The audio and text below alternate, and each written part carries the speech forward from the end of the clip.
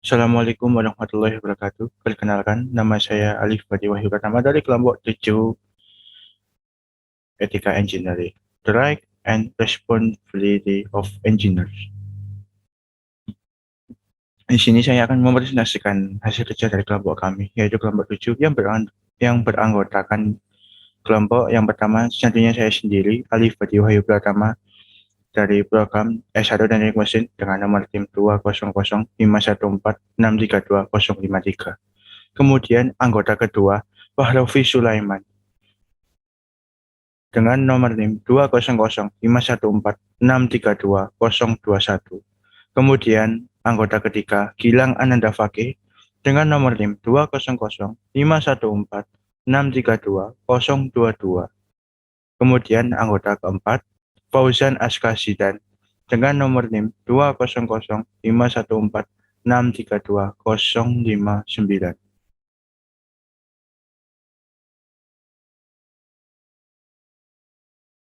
Hak dan tanggung jawab.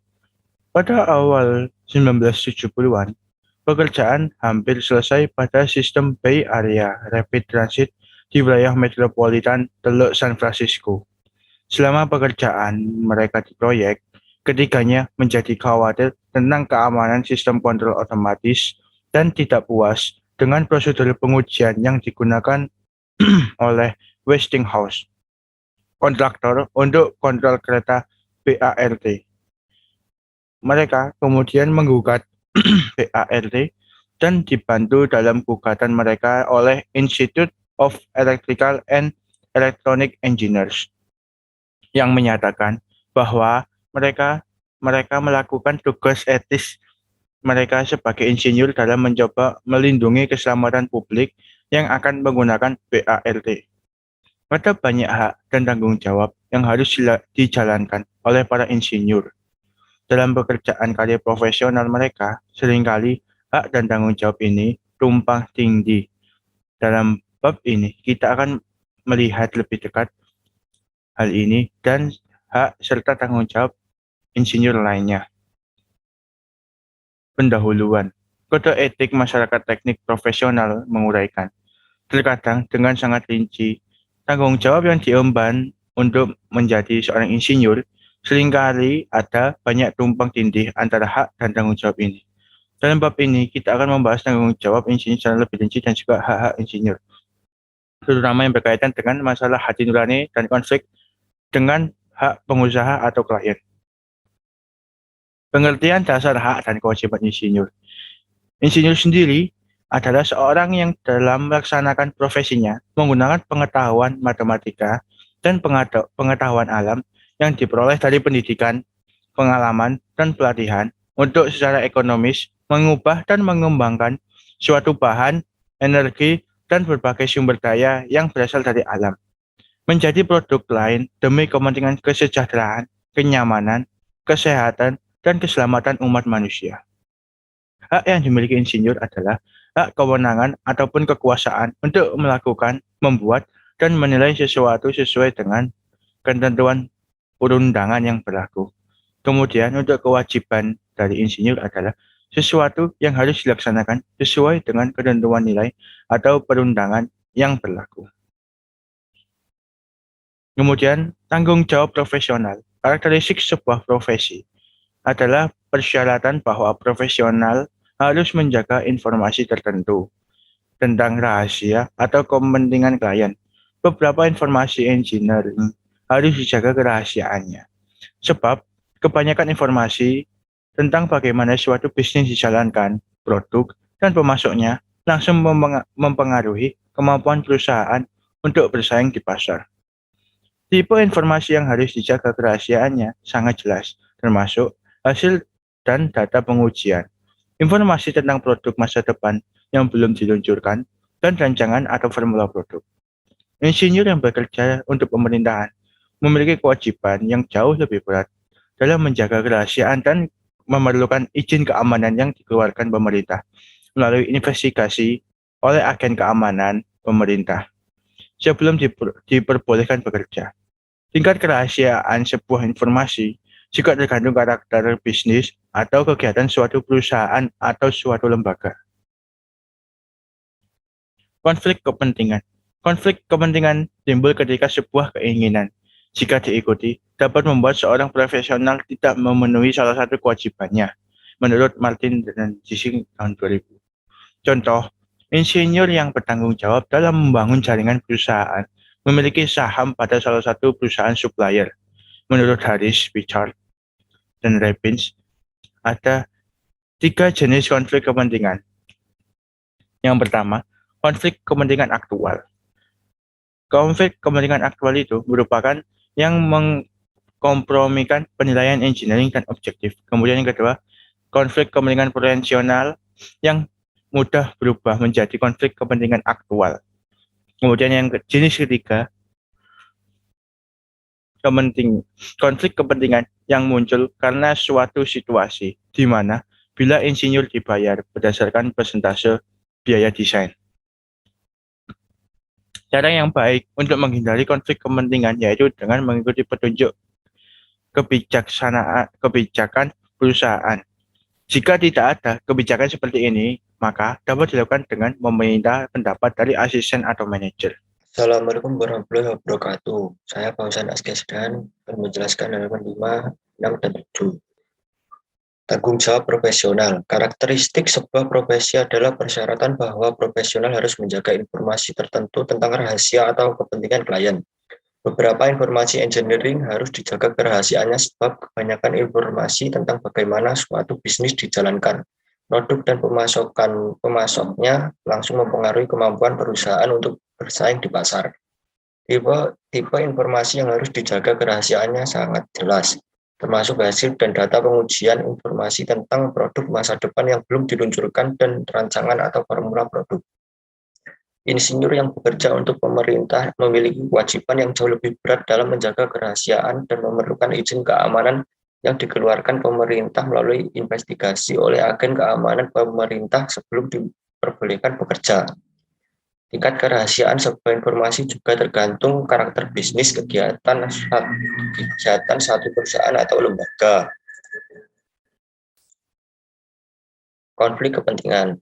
Konflik kepentingan timbul ketika sebuah keinginan jika diikuti dapat membuat seorang profesional tidak memenuhi salah satu kewajibannya. Contoh, insinyur yang bertanggung jawab dalam pembangunan jaringan perusahaan memiliki saham pada salah satu perusahaan supplier. Menurut Harris, Pichard, dan Robbins, ada 3 jenis konflik penting. Pertama, konflik kepentingan aktual yang mengkompromikan penilaian engineering dan objektif. Kedua, konflik kepentingan potensi yang mudah berubah menjadi konflik kepentingan aktual. Ketiga, konflik kepentingan yang muncul karena suatu situasi, di mana bila insinyur dibayar berdasarkan persentase biaya desain. Cara yang baik untuk menghindari konflik kepentingan yaitu dengan mengikuti petunjuk kebijakan perusahaan. Jika tidak ada kebijakan seperti ini, maka dapat dilakukan dengan meminta pendapat dari asisten atau manajer. Etika lingkungan. Insinyur bertanggung jawab atas terciptanya teknologi yang menyebabkan kerusakan lingkungan dan insinyur juga harus berusaha menemukan solusi terhadap masalah yang ditimbulkan oleh teknologi modern. Pergerakan perlindungan lingkungan membangkitkan kesadaran di antara para insinyur bahwa mereka mempunyai tugas untuk menggunakan pengetahuan dan keahlian mereka untuk membantu melindungi lingkungan. Hal yang mendasar dalam membicarakan isu-isu etika dalam teori lingkungan adalah suatu kesimpulan tentang status moral lingkungan.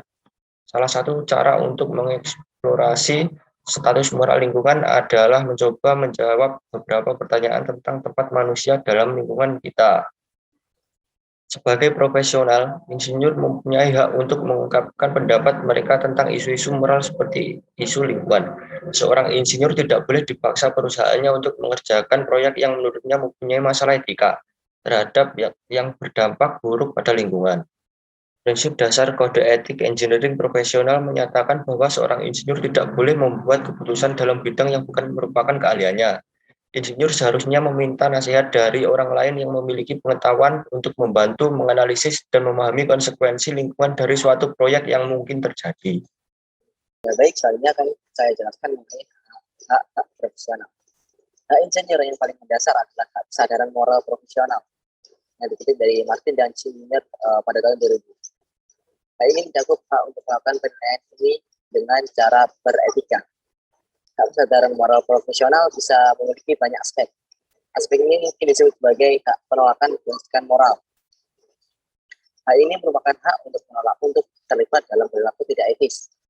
Contohnya, seorang insinyur menolak untuk memasukkan hasil pengujian tentang sebuah produk. Hal ini seringkali tidak bisa dipahami oleh perusahaan, sehingga tidak diakomodasi dan dianggap sebagai pembangkangan. Ada pula hak yang sebenarnya tidak terlepas dari hak sebagai individu seorang individu, yaitu yang pertama, hak privasi.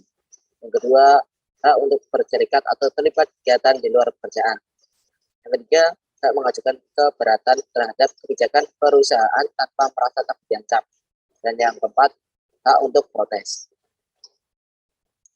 Selanjutnya, insinyur dan industri pertahanan keamanan. Salah satu perusahaan yang paling banyak memperkerjakan insinyur di seluruh dunia adalah industri hancam. Karena pada dasarnya, senjata dirancang untuk satu tujuan, yaitu untuk membunuh. Merasa penting untuk melihat pekerjaan ini dalam konteks engineering dan hak insinyur. Para insinyur dapat memilih untuk bekerja atau tidak dalam industri yang berhubungan dengan pertahanan keamanan. Secara etis, ini membuktikan dirinya dalam kedua posisi tersebut. Di satu pihak, banyak profesional engineering yang rasional merasa bahwa secara etika, mereka tidak dapat perhatian sesuatu yang pada akhirnya akan digunakan untuk membunuh manusia, walaupun mereka tidak terlibat secara langsung dalam penggunaan senjata tersebut. Di pihak lain, insinyur yang memiliki tanggung jawab moral yang sama merasa jenis pekerjaan ini dapat diterima secara etika. Mereka beralasan bahwa mempertahankan negara kita atau negara lain dari serangan adalah salah satu fungsi resmi pemerintah dan merupakan kehormatan bagi insinyur yang berkontribusi di dalamnya. Kedua posisi ini dapat dibenarkan dengan menggunakan teori-teori moral dan teknik penyelesaian masalah etika. Dan selanjutnya, tindakan mengungkap rahasia perusahaan. Ada peningkatan perhatian yang diberikan pada pengungkap rahasia perusahaan selama 30 tahun terakhir, baik di dalam pemerintahan maupun industri swasta, di mana terjadi tindakan yang dilakukan karyawan untuk menginformasikan pada publik atau manajemen yang lebih tinggi tentang perilaku tidak etis atau ilegal yang dilakukan perusahaan atau atasannya. Jenis-jenis tindakan pengungkap rahasia. Terdapat dua jenis tindakan pengungkapan rahasia, yakni pengungkapan rahasia internal dan eksternal. Tindakan pengungkapan rahasia perusahaan internal jadi ketika seorang karyawan pergi menemui kepala atasan langsungnya untuk melaporkan masalah ke tingkat manajemen yang lebih tinggi.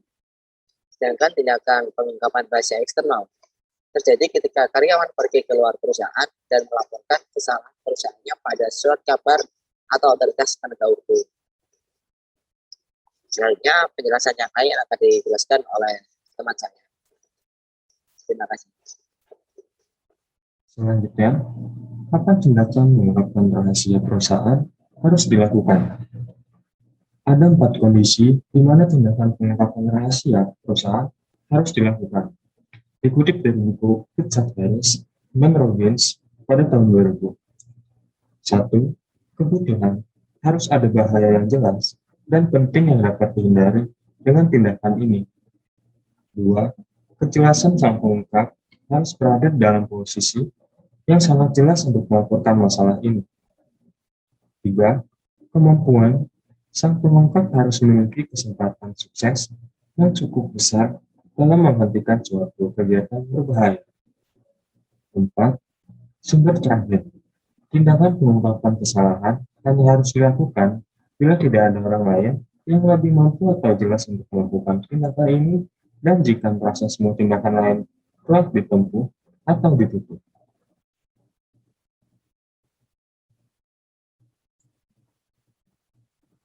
Kemudian, mencegah terjadinya tindakan mengungkap rahasia perusahaan. 4 cara untuk menyelesaikan masalah tindakan pengungkapan kesalahan di dalam perusahaan. 1. Harus ada budaya etika yang kuat di dalam perusahaan. Budaya ini harus meliputi komitmen yang jelas terhadap perilaku etis yang dimulai pada tingkat manajemen tertinggi. Training etika bagi seluruh karyawan pun dijadikan kewajiban. Semua manajer harus menetapkan irama untuk perilaku etika pada karyawan. 2.